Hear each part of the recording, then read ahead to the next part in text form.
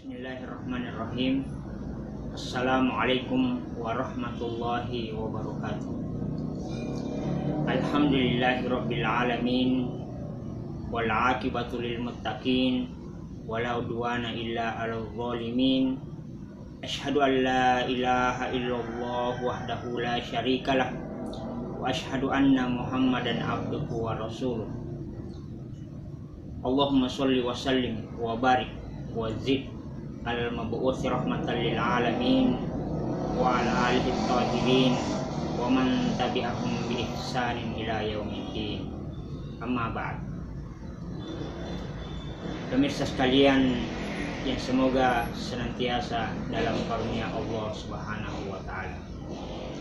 Marilah kita bersama-sama kembali memuji Allah Subhanahu wa taala atas berbagai nikmat yang senantiasa tercurah kepada kita sekalian, sehingga sampai pada hari yang berbahagia ini, di mana kita bisa kembali untuk melanjutkan muzakarah kita tentang fikih ibadah.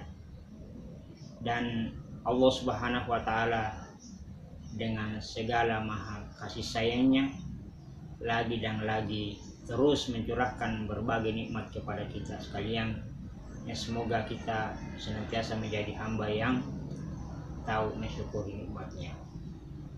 Begitu pula marilah kita mengirimkan selawat kepada Nabiullah Muhammad sallallahu alaihi wa alihi wasallam, nabi yang kiranya bukan saja kita menjadikannya sebagai tauladan, tapi sekaligus kita menjadikannya idola, sehingga kita tidak butuh mengidolakan orang-orang hebat misalnya, karena kita sudah punya idola yang dengan menjadikannya idola, maka sekaligus Allah Subhanahu wa taala akan memberikan jaminan kesuksesan hidup di dunia dan keselamatan di hari kemudian insyaallah. Pemirsa sekalian rahimani wa rahimakumullah, pada kesempatan kali ini kita akan membahas tentang seputar masalah wudu. Wudu ini suatu ibadah yang mungkin boleh dikata sesuatu amalan yang sudah sangat lazim ketika kita mengamalkannya, sampai-sampai kadang ada di antara kita yang mengamalkan itu bukan dari mempelajarinya secara khusus. Tentu saja kita tidak menyalahkan hal ini, tapi kemudian terkadang dari kebiasaan-kebiasaan seperti itu kita banyak melakukan kesalahan yang kadang kita tidak sadari, sehingga patut kiranya kita memberikan atau menjadikan satu waktu khusus untuk mempelajarinya, sehingga kita betul-betul bisa meyakini bahwa wudu yang kita lakukan ini betul-betul sesuai dengan apa yang pernah dicontohkan oleh Rasulullah Shallallahu Alaihi Wasallam, yang dengannya kemudian sholat kita menjadi sah karena wudhu kita yang sesuai dengan apa yang dikehendaki oleh Allah Subhanahu Wa Taala, apa yang dicontohkan oleh Rasulullah Shallallahu Alaihi Wasallam. Mengenai wudhu ini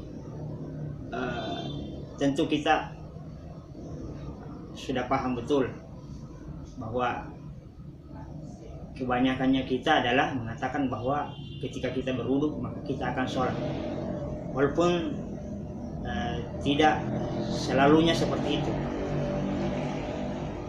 bahwa wudhu itu bukan hanya untuk sholat saja, tetapi wudhu ini adalah suatu amalan yang kiranya menjadi ibadah yang sekaligus menjadi pembiasaan untuk kita mengamalkannya. Suatu ketika ada seorang kiai yang melakukan perjalanan bersama santrinya, dan ketika tiba waktu duhur, kemudian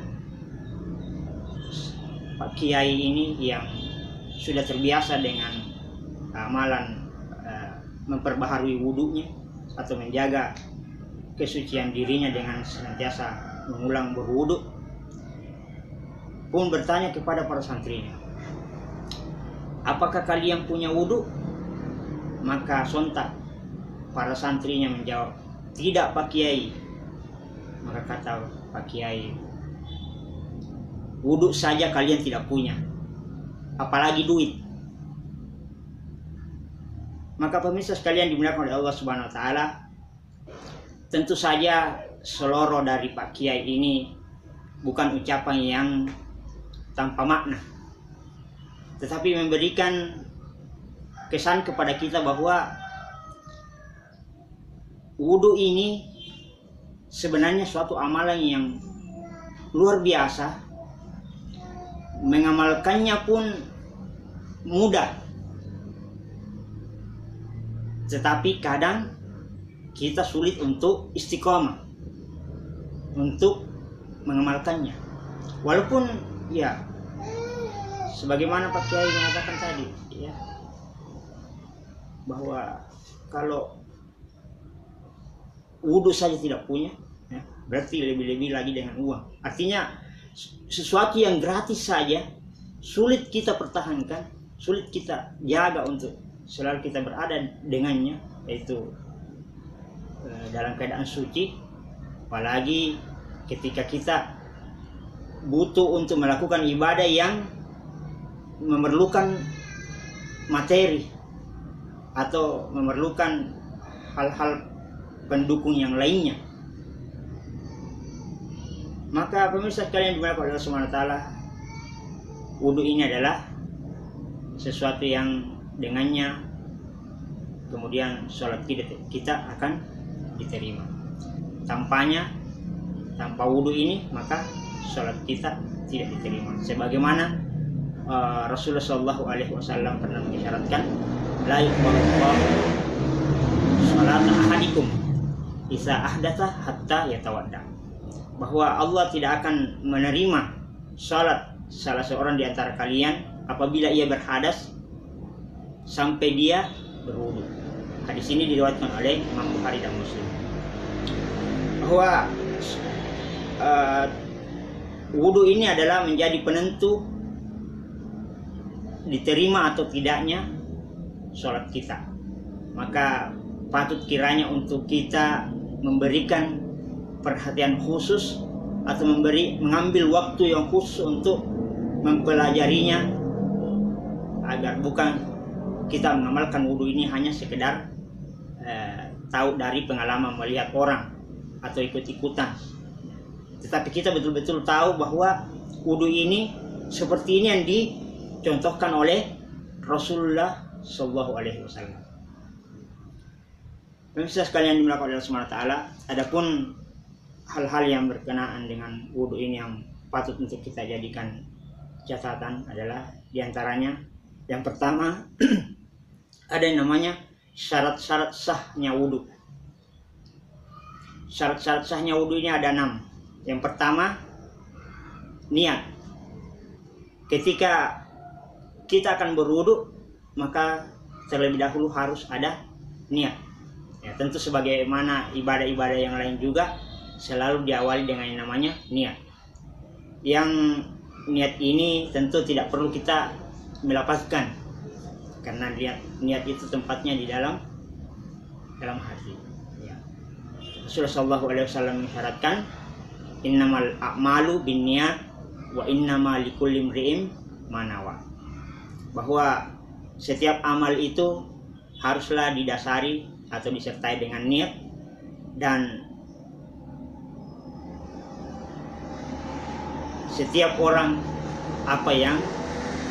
seperti apa yang diniatkannya. Hadis ini diriwayatkan oleh Imam Bukhari dan Imam Muslim. Kemudian yang kedua, syarat yang kedua, air yang digunakan untuk berwudu itu adalah air yang suci dan menyucikan.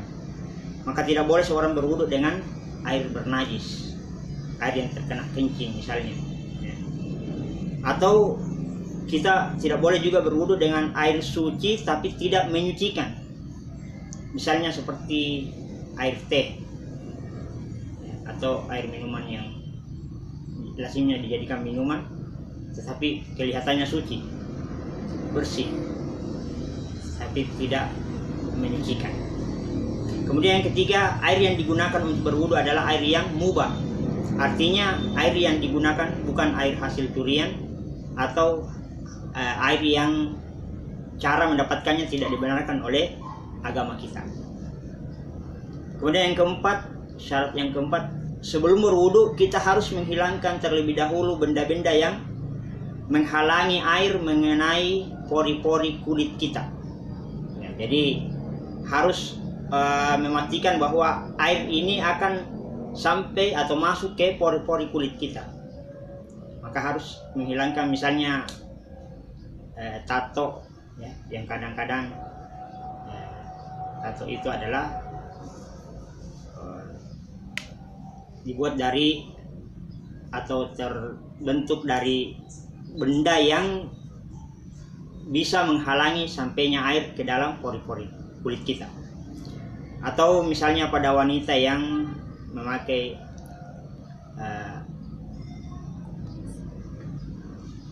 alat kosmetik, atau mungkin wanita yang memakai koteks dan lain-lain sebagainya. Artinya harus ada memastikan sampainya air kepada pori-pori kulit kita. Kemudian yang selanjutnya, yang kelima, orang yang berwudu adalah orang yang berakal. Artinya tidak memenuhi persyaratan wudu apabila orang itu tidak berakal, misalnya gila atau hilang akalnya dalam waktu singkat seperti orang yang pingsan. Maka tidak dikategorikan memenuhi persyaratan wudu apabila dia dalam keadaan tidak sadar atau tidak berakal. Kemudian yang keenam, orang yang berwudu masuk pada usia tamyiz, yaitu usia 7 tahun ke atas atau sekitar kurang lebih umur 7 tahun. Dan yang menjadi lebih wajib lagi adalah persyaratan wudu ini adalah bagi orang yang sudah balik. Artinya kalau laki-laki biasanya ditandai dengan anak laki-laki itu sudah mengalami yang namanya mimpi basah, mimpi yang dengannya keluar air maninya. Atau bagi wanita sudah mengalami yang namanya haid. Biasanya kalau wanita secara umum ketika berumur 15 tahun atau kadang juga sebelumnya, ya. Atau ditandai dengan tumbuhnya bulu atau rambut di sekitar kemaluan. Itu bagi yang dimaksudkan mencapai usia balik. Itulah 6 syarat sahnya wudu. Kemudian selanjutnya kita masuk kepada hal-hal kewajiban yang harus dilakukan saat berwudu. Dan ini pun ada 6. Yang pertama, membasuh wajah. Batasan wajah adalah dari ujung rambut pada bagian atas, dagu pada bagian bawah, dan sebelah kanan kiri wajah adalah batasnya kedua telinga kita. Itulah wajah. Jadi rambut, dagu, telinga, kedua telinga kita. Itulah wajah. Kemudian yang kedua, membasuh kedua tangan hingga ke siku. Ya. Selanjutnya mengusap seluruh kepala, dan termasuk bagian dari kepala adalah mengusap kedua telinga. Jadi mengusap dalam artian tidak harus memegang air banyak. Artinya tangan cukup dibasahi, kemudian kita usapkan ke seluruh kepala dan kedua telinga kita. Kemudian selanjutnya membasuh kedua telapak kaki hingga ke atas mata kaki. Ya, jadi membasuh kaki sampai kedua mata kaki atau bagian yang ada pada kaki kita yang menonjol, itulah mata kaki. Kemudian kewajiban yang kelima, tertib saat berwudu, yaitu berurutan saat membasuh bagian-bagian tubuh sesuai dengan yang kita sebutkan di atas, mulai dari wajah, tangan, kepala, lalu kaki, dan tidak boleh diacak atau terbalik-balik. Kemudian yang keenam, persyaratan atau kewajiban berwudu yaitu mualah, yaitu tidak ada jeda yang lama saat membasuh satu bagian anggota badan dengan anggota badan yang lainnya. Jeda yang sekiranya anggota badan yang dibasuh sebelumnya telah mengalami yang namanya telah mengering. Ya, jadi tidak ada jeda sampai satu anggota wudu kita sudah mengering lalu dibasuh lagi yang lain. Jadi mengenai kewajiban berwudu ini, sebagaimana Allah Subhanahu wa taala berfirman, yang artinya, wahai orang-orang yang beriman, apabila kamu hendak mengerjakan sholat, maka basuhlah mukamu dan tanganmu sampai dengan kedua siku, dan usaplah kepalamu, dan basuh kakimu sampai dengan kedua mata kaki. Quran Surah Al-Ma'idah ayat 6. Kemudian selanjutnya sunnah-sunnah atau hal-hal yang disunnahkan ketika berwudu. Yang pertama, menghadap ke kiblat. Kemudian yang kedua, membaca bismillah. Selanjutnya yang ketiga, bersiwak atau menggosok gigi sebelum berwudu.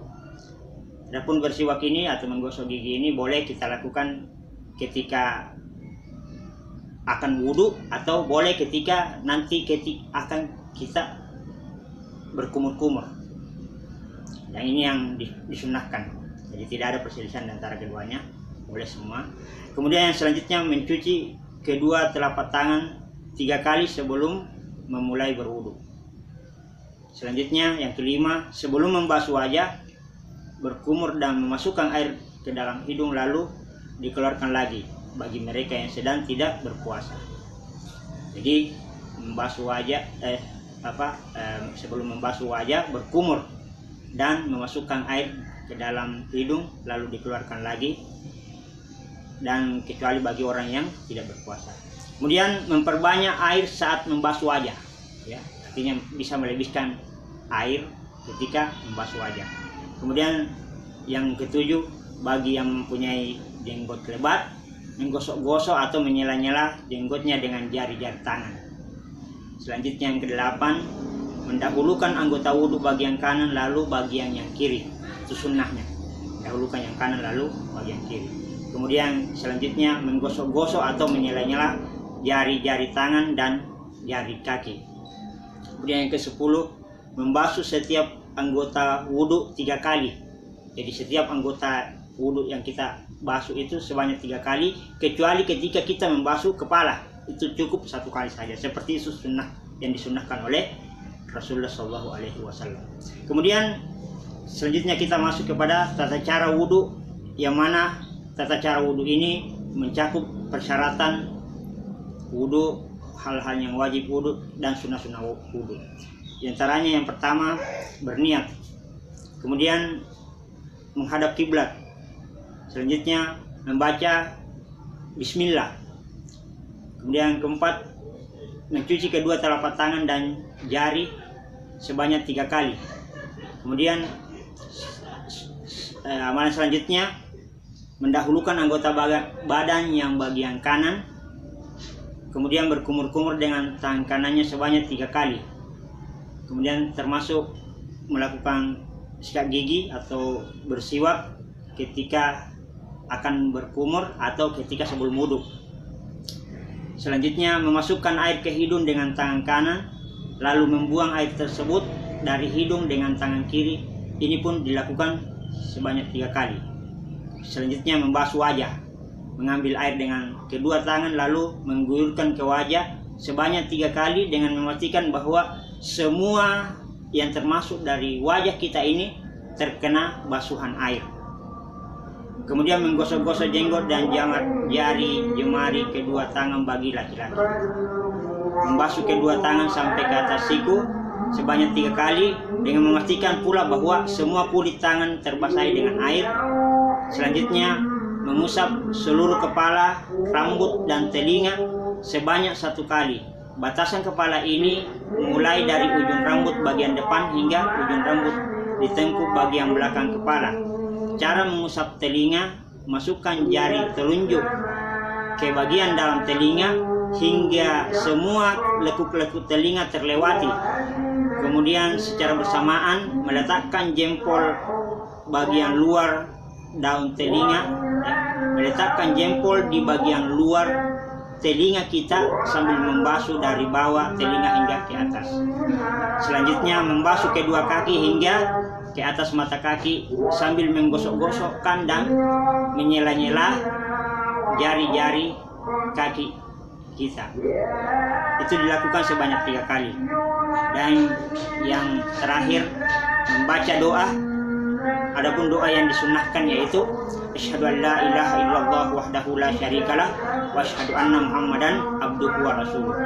Hadis riwayat Imam Muslim. Kemudian bagian terakhir ada beberapa hal pembatal wudhu. Yang pertama, keluarnya sesuatu dari kubul dan dubur. Keluarnya sesuatu dari kemaluan dan dari dubur atau tempat keluarnya air besar. Baik keluar itu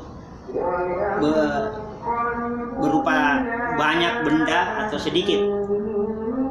Baik yang keluar itu berupa angin, darah, cacing, air kencing, air mani, air masi ataupun air besar. Ya, maka itulah pembatal wudhu. Kemudian yang kedua, pembatal wudhu selanjutnya hilangnya akal, yaitu bisa dengan keadaan tidur, maka itu adalah situasi yang dikatakan hilangnya akal, pingsan, ketika mabuk ataupun gila, itu pembatal wudhu. Kemudian pembatal wudhu selanjutnya apabila menyentuh kemaluan ya, atau dubur manusia yang masih hidup ataupun yang telah meninggal ya. Jadi menyentuh kemaluan, termasuk menyentuh kemaluan orang yang sudah meninggal, itu membatalkan wudhu. Kemudian bersentuhan antara laki-laki dan perempuan dengan syahwat, yaitu dengan menikmati sentuhan tersebut, ini yang membatalkan wudhu. Kemudian termasuk membatalkan wudhu yaitu memandikan mayat. Selanjutnya hal yang membatalkan wudhu yaitu memakan daging unta, baik daging yang dimakan itu sedikit ataupun banyak, maka membatalkan wudhu. Selanjutnya yang ketujuh, segala sesuatu yang mengharuskan mandi besar jelas membatalkan wudhu, seperti berhubungan badan antara suami istri, ya, haid, nifas ataupun murtad. Ini adalah pembatal wudhu. Itulah pembahasan sekitar wudhu yang kita sudah bahas, mulai dari syarat, wajib wudhu, sunnah wudhu, dan hal-hal yang bisa membatalkan wudhu. Semoga dari tuntunan ringkas ini bisa kita melakukan wudhu dengan benar, bukan hanya sekedar ikut-ikutan atau hanya sekedar melihat sepintas orang melakukannya lalu kita pun ikut melakukannya. Tapi kita betul-betul paham akan wudhu ini. Mungkin cukup sekian dulu materi yang kita kali ini. Semoga kita bisa mengambil pembelajaran dari pembahasan kita kali ini, dan